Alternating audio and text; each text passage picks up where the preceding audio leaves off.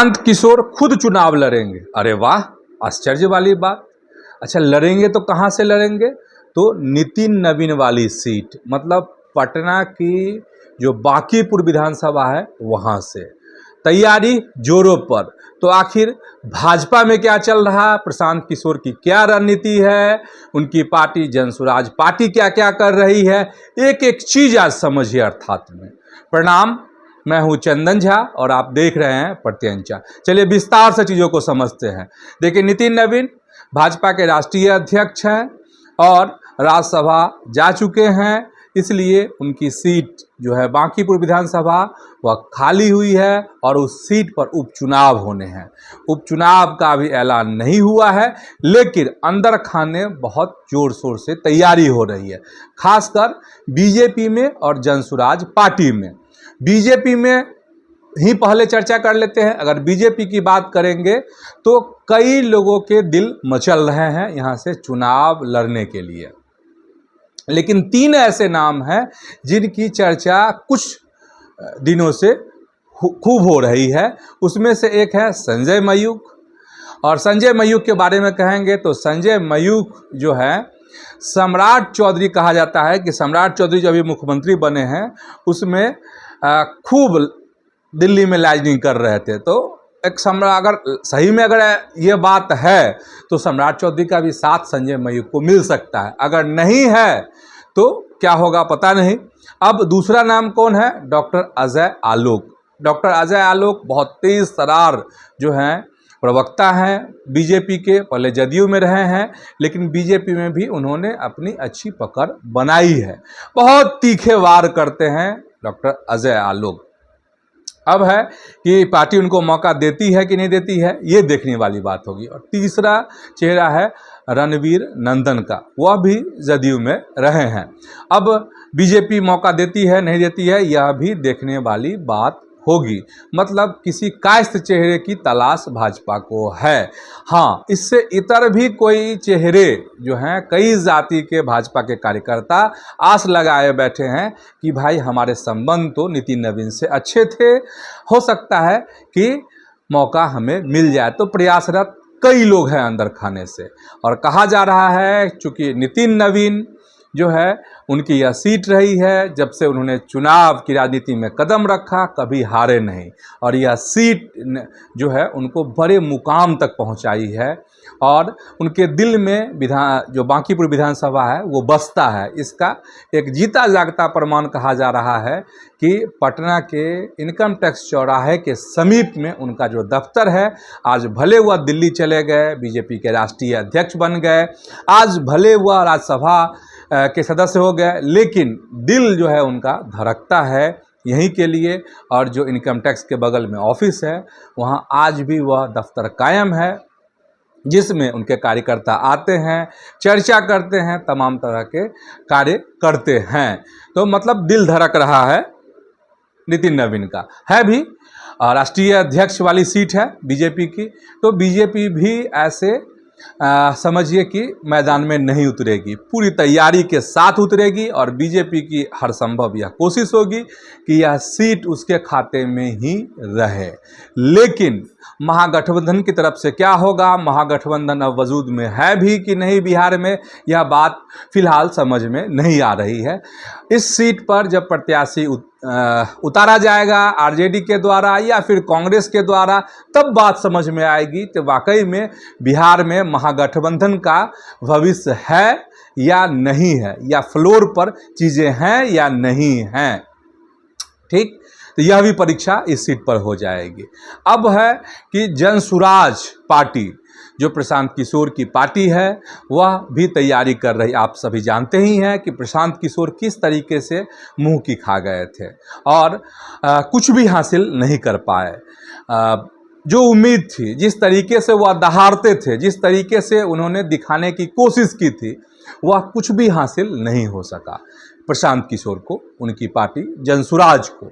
अब यह खबर आ रही है कि खुद प्रशांत किशोर जो है चुनावी समर में उतरना चाहते हैं, वह इसकी तैयारी कर रहे हैं, बांकीपुर विधानसभा से चुनाव खुद लड़ना चाहते हैं। इसके पीछे की वजह यह है कि वह एक बड़ा मैसेज देना चाहते हैं प्रशांत किशोर, और जो कार्यकर्ता उदास हो गए थे, निराश हो गए थे, वह उनमें उत्साह आ सकता है, उमंग आ सकता है। साथ ही अगर एक भी विधायक जनसुराज पार्टी के वहां अगर पहुंच जाते हैं विधानसभा में तो ललकार सकते हैं, और खुद अगर प्रशांत किशोर पहुंचते हैं तो फिजा समझिए कि बहुत दमदार बनेगी। कहाँ? तो विधानसभा में बहुत मज़ेदार राजनीति होने वाली है। और मुझे लगता है कि प्रशांत किशोर की जो हार हुई या उनकी पार्टी की जो बिहार में दुर्दशा हुई, इसके पीछे खुद वह जिम्मेदार हैं, कोई और नहीं।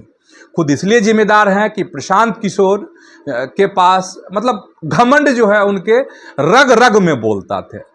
उनके बोलने का स्टाइल, उनके बात करने का तरीका, हम लोग अगर मीडिया की बात करते हैं उसके माध्यम से जिस तरीके से पत्रकारों को वह जवाब देते थे, कई बार पत्रकारों को जलील भी करते थे और यह दिखाने की कोशिश करते थे कि अपार ज्ञानी है खुद वह, और चूंकि है भी, जानकारी भी है उनको, और उनकी टीम बड़ी है जो रिसर्च कर उनको देती है, समय समय पर उनको अलर्ट करती है, और इससे उनका ज्ञान भंडार हमेशा जो है पुख्ता रहता है, भरा हुआ रहता है।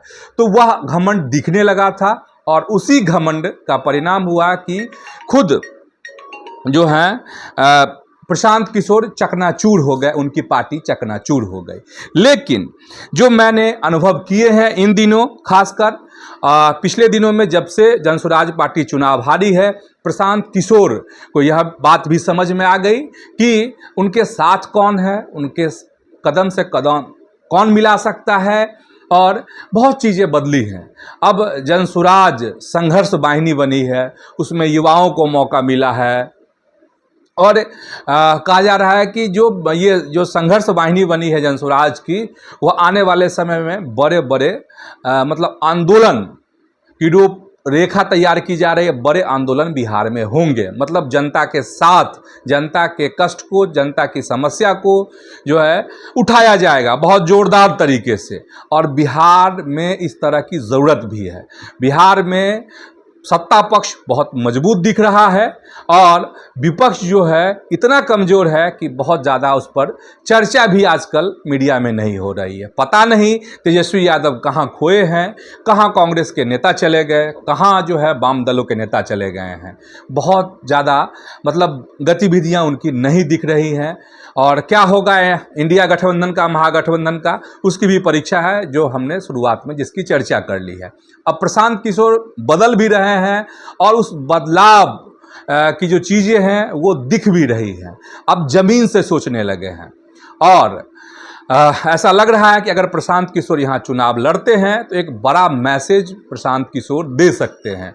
अगर जीतते हैं तब भी, अगर हारते हैं तब भी, और उनको यह बात भी समझ में आ जाएगी कि हाँ, जनसुराज का भविष्य क्या होगा। और अगर जनसुराज के भविष्य की बात करते हैं तो वाकई में जिस तरीके से अभी मुख्य विपक्ष कह ले, राजद, कांग्रेस और वाम दल उदासीन है बिहार को लेकर, वैसे में यह कहना कठिन है कि पता नहीं ये लोग क्या करेंगे। तो मतलब विपक्ष वाली जो स्पेस है, जो जगह है, उसको भरने की मांग जो है बिहार की यह धरती कर रही है। और हम यह भी कह रहे थे कि प्रशांत किशोर में घमंड जो है चूर चूर कर भरा हुआ था, जो चकनाचूर हो गया है। अब थोड़ी बहुत अगर बची हुई होगी तो उसके बारे में मुझे जानकारी नहीं है, लेकिन जो मुझे फील हुआ, जो मैंने महसूस किए, वह मैं बात कह रहा हूँ। मैं यह बात फिर से कह रहा हूँ प्रशांत किशोर को कि बिहार जो है घमंड वाली जगह नहीं है, बिहार तो प्यार स्नेह वाली जगह है। आप इससे लूट सकते हैं इस जगह को अब, और यहाँ के दिलों में उतर सकते हैं।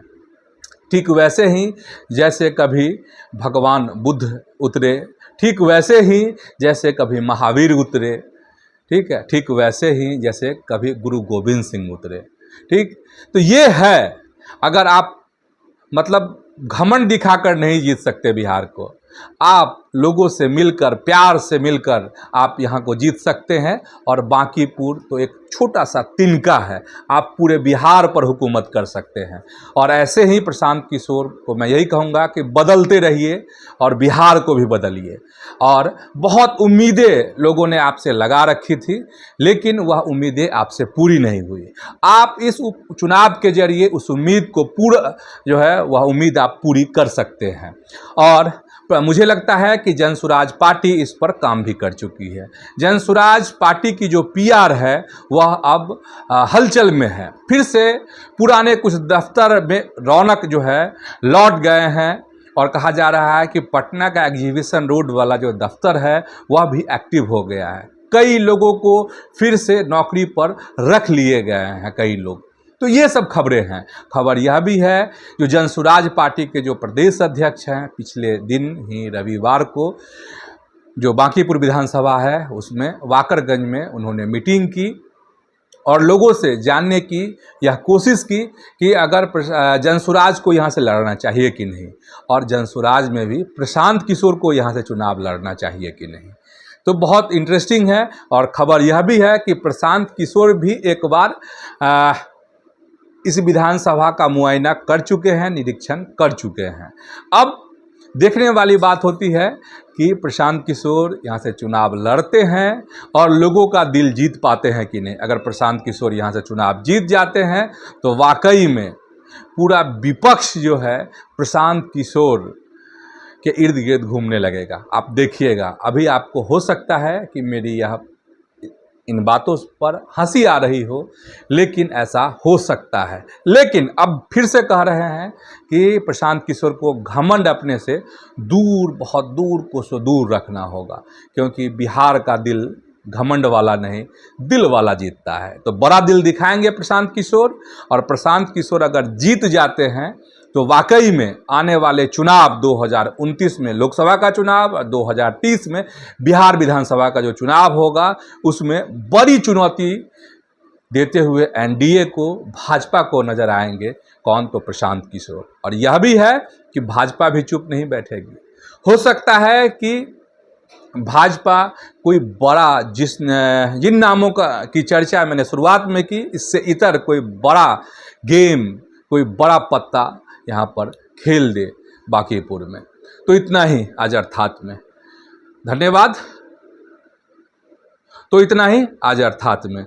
यूट्यूब पर प्रत्यंचा को सब्सक्राइब कीजिए, फेसबुक पर पेज को आप फॉलो कर लीजिए, और वीडियो अगर पसंद आया हो तो इसको लाइक कीजिए, शेयर भी कर दीजिए। धन्यवाद, प्रणाम।